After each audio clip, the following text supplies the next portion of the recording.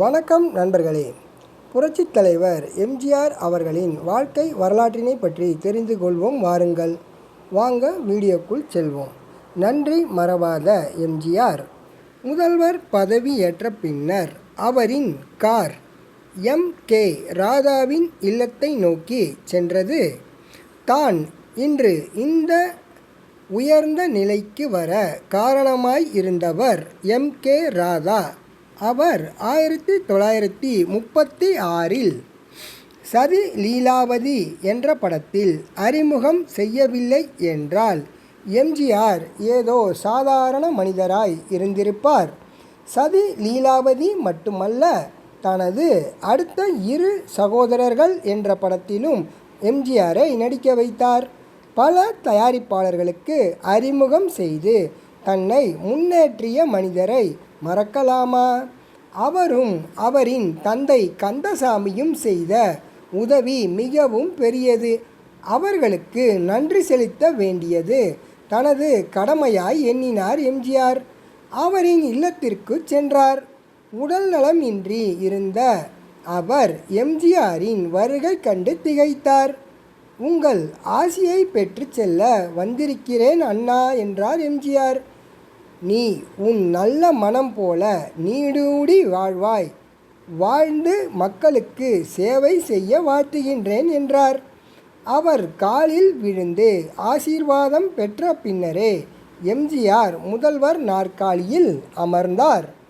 முதல்வர் இருக்கையில் அமர்ந்ததும் மாவட்ட கலெக்டர்களை அழைத்து தமிழகத்தில் ஏழ்மையில் எவ்வளவு பேர் இருக்கிறார்கள் என்பதை கண்டுபிடித்து அவர்களின் ஏழ்மையை எப்படி போக்கலாம் என்பதை திட்டங்களாக கொடுக்கும்படி கூறினார். விவசாயம், கல்வி, ரேஷன், வேலை வாய்ப்பு இவைகளுக்கு முன்னுரிமை கொடுக்க முடிவு செய்தார். 6 மாத காலங்களுக்கு பின் எம்ஜிஆரின் 6 மாத ஆட்சியில் என்ன நடந்தது என்று கேட்டவர்களுக்கு புரட்சித் தலைவர் சொன்ன பதில்: 1977ஆம் ஆண்டு ஜூன் மாத இறுதியில் நிதி நெருக்கடி காரணமாக மூடப்பட்டிருந்த பஞ்சாலையின் எண்ணிக்கை 8. 6 மாத காலத்தில் 4 ஆலைகளை இயக்கினோம். 2ஐ இயக்க முயற்சி செய்கின்றோம். நாங்கள் பதவியேற்ற போது மூடப்பட்டிருந்த தொழிற்சாலைகள் 153. இவற்றில் 141 தொழிற்சாலைகளை திறந்து வைத்தோம். புதிய தொழில்களை துவங்க ரூபாய் 1,336,00,000 கடனுதவி வழங்கியிருக்கிறோம். 28,440 புதிய வேலைவாய்ப்புகளை உருவாக்கி இருக்கின்றோம். நஷ்டத்தில் நடக்கும் போக்குவரத்து கழக தொழிலாளர்களுக்கு போனஸ் வழங்க தேவையில்லை என்றாலும் நாங்கள் அவர்களுக்கு 7.5 லட்சம் வழங்கினோம். சிறு தொழில், கதர் கிராம கைத்தொழில் ஆகியவற்றின் மூலம் 25,000 பேர்களுக்கு புதிய வேலைவாய்ப்பு வழங்கி இருக்கின்றோம். இடி மின்னல் போன்ற விபத்துகளில் இறந்து போகிறவர்களின் குடும்பத்திற்கு நிதி உதவி, தொழில் செய்யும்போது இறக்கின்ற மீனவர் குடும்பத்துக்கு ரூபாய் 5,000 உதவி செய்ய உத்தரவிட்டிருக்கின்றோம். ஹரிஜன மக்களுக்கு தீ பற்றாத வீடுகள் கட்ட முயற்சி எடுத்து வருகின்றோம்.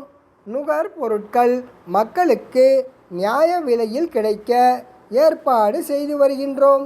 5 ஆண்டுகளில் 4 லட்சம் பேர்களுக்கு வேலை வழங்க திட்டம் வகுக்கப்பட்டு உள்ளது.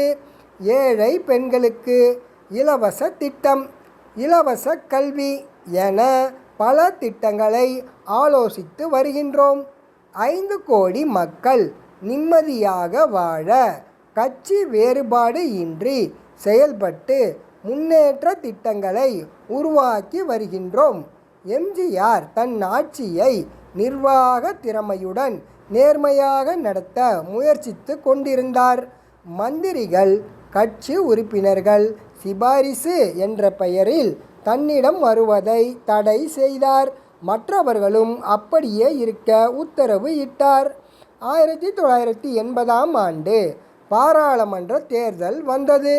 காங்கிரஸ் கட்சி வெற்றி பெற்று இந்திரா காந்தி பதவி ஏற்றார். இந்த தேர்தலில் அனைத்திந்திய அண்ணா திமுக 24 இடங்களில் 2 மட்டுமே வென்றது. திமுக 16 இடங்களை பெற்றது. காங்கிரஸ் அல்லாத கட்சி ஆட்சிகளை கலைத்தார் இந்திரா. மீண்டும் சட்டசபை தேர்தல் வந்தது. எம்ஜிஆர் 3 ஆண்டுகளில் தனது ஆட்சி செய்த சாதனைகளை மக்களிடம் கூறினார். தேவையில்லாமல் ஆட்சியை கலைத்து விட்டார்கள், மக்களே மீண்டும் உங்கள் வீட்டு பிள்ளையை ஆதரியுங்கள் என்று பிரச்சாரம் செய்தார். மீண்டும் மக்கள் அவருக்கு அமோக வெற்றியை அள்ளி தந்தனர். மதுரை மேற்கு தொகுதியில் நின்று எம்ஜிஆர் வென்றார். மக்கள் தங்கள் ஆட்சியின் மேல் நம்பிக்கை வைத்திருப்பதை உணர்ந்த எம்ஜிஆர் அவர்களுக்கு நிறைய செய்ய வேண்டும் என்று விரும்பி செயல் திட்டத்தில் இறங்கினார். சத்துணவு திட்டம். அரசு பள்ளி ஏழை மாணவர்களுக்கு சத்துணவு திட்டத்தை கொண்டு வர ஆலோசனை செய்தார். காமராஜர் தமிழகம் முழுக்க கொண்டு வந்த திட்டம். பள்ளி நாட்களில் கொண்டு வந்த அந்த திட்டம் விடுமுறை நாட்களிலும் செயல்படுத்தினார். சுமார் 1 லட்சத்திற்கும் மேற்பட்ட ஏழை எளிய பள்ளி பிள்ளைகள் இதனால் பயனடைந்தனர். கல்வியும் மேம்பாடு அடைந்தது.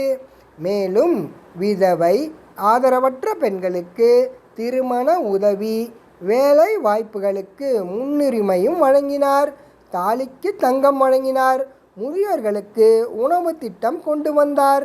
பள்ளி பிள்ளைகளுக்கு இலவச சீருடை, இலவச காலணி, இலவச பல்பொடி, இலவச பாட நூல்களை வழங்கி ஏழைகளின் கல்வி உயரச் செய்தார்.